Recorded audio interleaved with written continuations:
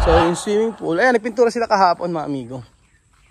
Hopefully matapos ito ng katapusan. Katapusan ng mundo. Katapusan ng mundo. Ayan na, gumaganda na. Unti-unti na siyang gumaganda mga amigo. Sasabihin niyo naman, ako lang nagagandahan. Ako lang nagagandahan. Yun lang muna gawin mo, tapos kuha ka pa ng isang helper. Ako na mabahala magpasahod. No? Kasi kung aantay ko si Joel, for sure, hindi ako matatapos talaga.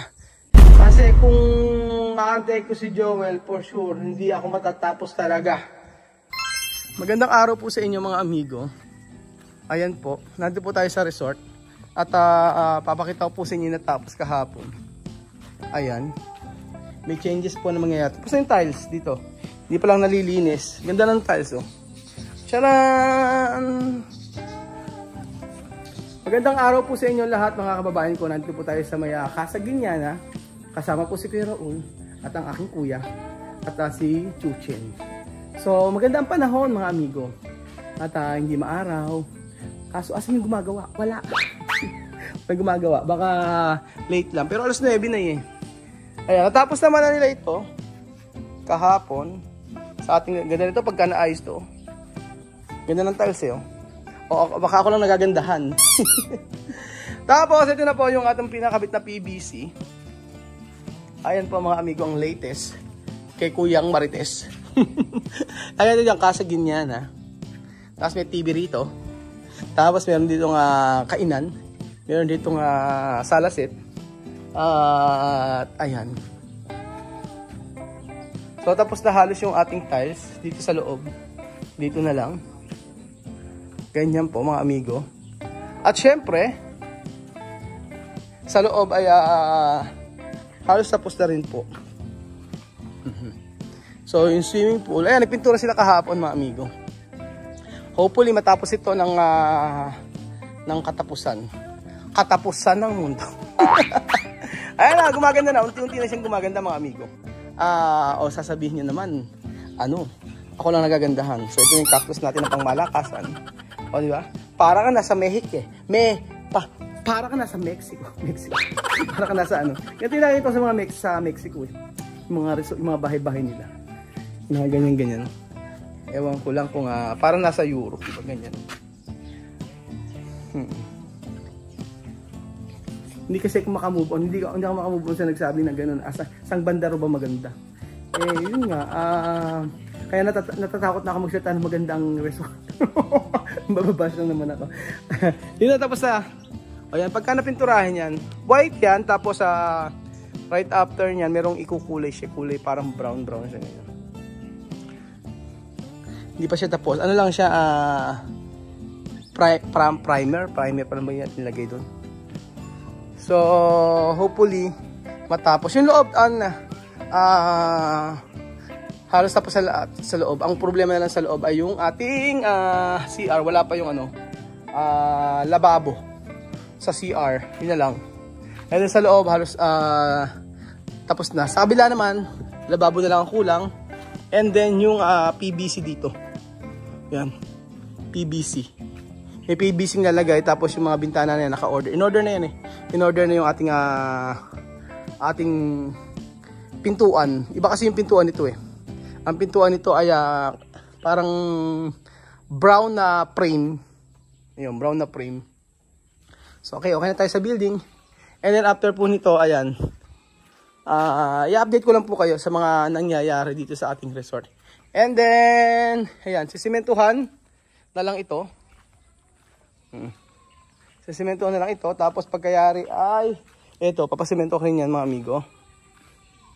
Tapos, ayan po, ang ating halaman. Kahapon naggupit-gupit ako eh. Naggupit-gupit ako kahapon dyan. Nilinis na rin nila yung Ayan po.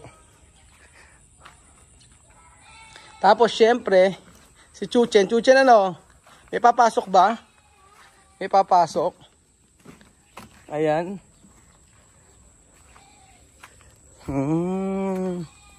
Tapos yan, in-order ko mga para sa halaman. Nagtanim kami kahapon dito nila Tilenlenyo. Tsaka ni Belgium. Ayan po. Ayan ang mga halaman natin. Maganda yung paso na yan. Binili ko sa may Casa Batik. Yung mga paso na yan. Medyo matibay yan. Mabigat. Ito tinanan namin kahapon. Kasi sabi gano'n ni Ma'am Aisa, loom soil daw ang gamitin ko. So ayan, bumili po ako ng mga mura lang to. Parang 90 pesos. Yan, 90 pesos ang isa. Chuchen, nainip ka na? Alas tayo pa tayo Sophie? Ha? Inip ka na? Uwin tayo? Hindi. O diyan, okay ka lang dyan? O okay ka lang dyan. So ayun po, ito na po yung mga natapos. Na ilang araw po ako hindi nakapag-video. Ayan, pero dumating nga. Itong halaman na to, ilalagay ko po dyan yan. Doon. Tapos ililipat ko po yung dates. Kasi nakakasikip daw, sabi ni Ate Lenlen nyo. Pagka inurungan mo sa dulo, sabi gano'n kasi nang gumagawa, ay ng maghahalaman. Kung maglalagay daw ako ng dates dito, mas maganda raw yung malaki na. Para daw magandang tingnan. So, syempre, sobrang mahal ng dates. Naghahanap ako ng supplier na medyo mura.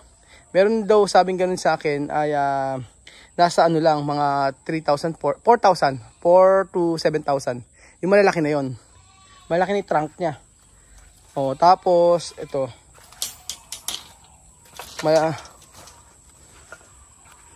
Ito yung mga nabili na. Ito, iayos si Kuya. Si Kuya na, Kuya, papasok ba yung mga kasama mo? Alam nga, nag-message ako kay Joel, bakit kaya hindi pumasok? Maganda naman yung panahon. Paano kaya yun? Tapos eto si Kuya. Kuya, anong pangalan mo? Roberto. Alam ba ni Joel? Kilala ka ba ni Joel? Hindi naman. Hindi ka kilala ni Joel. Sabi mo nga kanina, kaya natanong ko. Mas maganda na rin yun. Anong gagawin kayo, Pogi? Magsistart na raw siya. Oo nga Pag-ano mo, Kuya. Bibili lang ako ngayon yan. Ako na lang bibili. Oo nga Kasi si Kuya, marunong ka mag-tiles ka mo, di ba? Marunong ka ding lahat. Sure ka, ha? Ikaw ba yung kahapon, ano ginawa mo rito? Ikaw nag-tiles kahapon? Oo, kasi ganito mga amigo.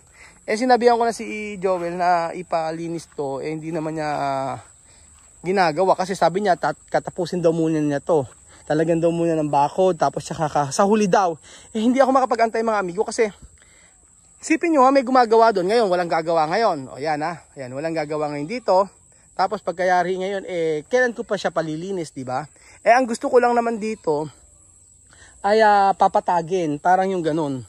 Kuya Roberto, ang gagawin mo lang ganito, ipapatagin mo lang naman, lilinisan lang muna.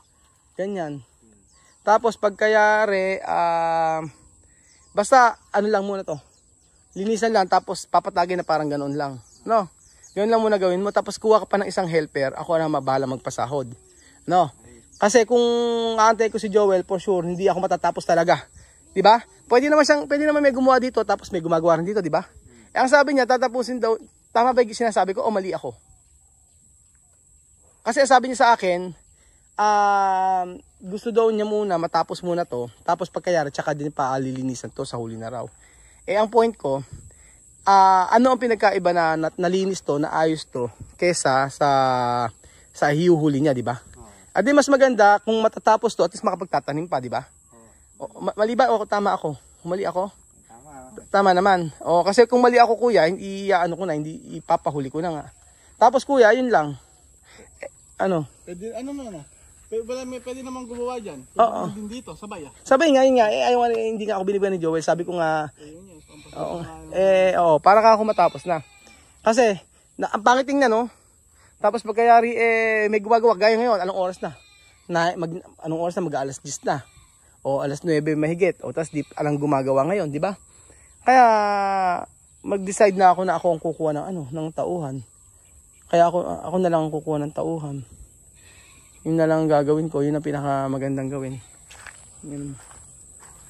Mangyayari na naman pag hindi na naman kumuha ng mga tauhan.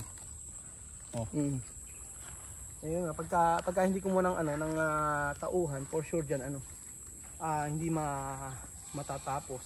Kuya Robert, ako na lang magkapasahod sa'yo. Tapos yung isang, sino ko yung helper? Taga sa inyo? Sasabay mo na sa motor mo? O sige, ako magkapasahod sa inyo hanggang sa araw-araw to, per day to. Pero marami pa naman yan, continuous pa naman yung trabaho mo. No? Tapos kasi plano ko dyan, Kuya Robert, magpapagawa ako dito ng half court. O half court. Bilisan mo trabaho, ha? Baka naman babagal-bagal ka, Kuya Robert. Ako, ilan taon ko na ba? 46. 46, bata pa. Batak sa katawan. Kayang-kaya pa ni Kuya Robert yan. Oo. Bilisan mo, ha? Siya ako lang kapasahod sa kanya kasi kung kasi nanghingi na ako ng kay Joel ng tao, sabi niya bibigyan daw niya ako, hanggang ngayon wala pa din naman. Ako na nga, willing na ako magpasahod kasi pinasahod, sabi mo hindi ka pinasahod ni Joel? Wala pa ngayon linggo ito. Ngayong linggo? Ilang linggo ko napasok, ilang sahod? Bali 7 na araw na. 9 days. Ang tanong, kapag pumasok ka ba dito ng wala sa kanyang abiso, walang problema? Wala. Walang problema? Wala. Bakit walang problema? Siya ang tauhan kanya. Ano naman ako mo sa akin dito, yung engineer niya. Yung isang engineer, si Manyo. Yung isang foreman ang kumuha sa'yo? Oo. Para ano? Saan ka basahin? Imelda. Hindi ko alam nun. O sige, ganun na lang ano. Kung wala magiging problema ka, Joel, sige, okay na sa akin. Basta bukas, kuha ka ng isang helper, tapos pagkayari, ipatabas mo lahat ng mga damo na yan. Pagkayari, ipatagin nyo lang. Tapos, iporma natin dito kung saan tayo gagawa ng half court. Gagawa ko ng half court at saka yung badminton court. Dalawa, kasya, di ba? Half court lang naman no? O half court saka badminton court, gagawa. Ito sa'yo ko na ipapagawa yun. Okay na ako dun, sige. Basta at least araw-araw meron kong trabaho. Kasi kung siya na bahala magbakod niyan. Siya na bahala. Hindi ko na ano yung sa bakod. Basta dito lang kuya sa loob, no? Sige, titingnan natin. Kapag okay kuya ang performance ko, dire-diretso yung pasok mo sa akin. Marami pa ako ipapagawa sa iyo. No? Okay. Kaya mo gumawa ng bahay? Kaya. Yung trabaho natin Kaya mo gumawa ng bahay? Oo. Sabi ko sa iyo, hige. Ito pangako ko sa iyo kuya, kapag maayos ang trabaho mo at mabilis ka, dire-diretso ang trabaho mo. At marami nanonood sa atin, for sure, baka kunin ka pa nila. So, obserbahan natin yung ginagawa mo kuya. Okay lang sa'yo? Okay lang. Ayun, okay lang. At least ito yung pagkakataon mo, ipakita mo na kung gaano ka kagaling magtrabaho. Kasi ako'y nahihiya.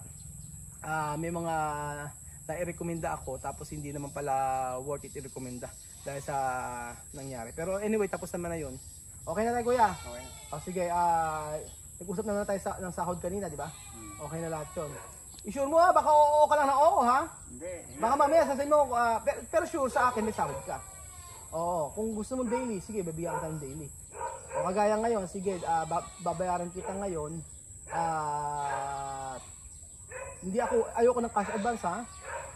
Walang cash advance sa akin kuya. Basta kung nagtrabaho kayo, bibigyan ko sa iyo ngayon. Kung gusto mo, ano ba sahod na gusto mo? Once a week o every week o every day?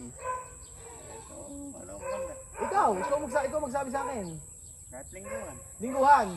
Para sa Lunes hanggang Sabado papasok ka. Tapos linggo ay day off mo. Hindi ko may gagawin, eh. Sige, kung papasok ka. Basta pakita mo sa akin na magaling ka. Kasi pagka magaling ka talaga, ngayon hindi ko siya ma-recommenda na kasi nakita ko siyang gumawa kahapon dito. Kaya hindi ko kasi namukhaan. May mga nag-test kahapon dito. Ayun, may mga nag-test dito. May meron pang may edad no? Yung foreman niya na yun. Ay, yung foreman na yun. Si ano pa ka nun? Gilbert. Si Gilbert. Tapos si Robert, yun. So ngayon, kasi napakahirap kumanap ng manggagawa sa totoo lang. Kaya kuya, ayan, nasa tayo. Marami nanonood sa atin. At least, pagka naipakita mo na mahusay ka, maire-recommenda kita. Diba? Sige, gano'n na lang. Magsimula ka na yun. Hindi ka tatawag ng helper. Baka bukas na lang. Bukas ng helper kung namunog isa. Sige po mga amigo. Gano'n na lang po. At least tayo nang gumawa ng way. Kasi kung aantayin natin talaga yung kontraktor natin, si Joel natin, walang mangyayari. Kagaya yan, walang pumasok. Hindi ako nai-stress mga amigo ha. Naiinis. Naiinis na ako. Di ba, mali naman kuya, di ba? Ba't alam papasok ngayon? Anong oras na? Late na. Late na, walang papasok. Ang petsa ngayon, anong date na? Late na, sobrang na. Ay nako. So, huwag niyo tayong basta ako na lang po ang gagawa. Kagaya po ng sinabi niyo, ako na ang gagawa. Hindi ko lang kasi masolusyonan, hindi ko lang na iba yung gumawa kasi nga nakakontrata tayo kay Joel, tapos pagkayari siyempre pag ako pa magbabayad ng labor siya bahala doon, tapusin niya muna kung ano yung pinapagawa ko. So So, ngayon, pero yung dito sa part na to, kaya na yan. Total, hindi naman to kasama sa kontrata. O, yung papagawa ko sa kanya, hindi po kasama sa kontrata. Except yung paglilinis. Kasi yung paglilinis sa kanya talaga yan. Tsaka yung pagpapatag na napag-usapan namin yun.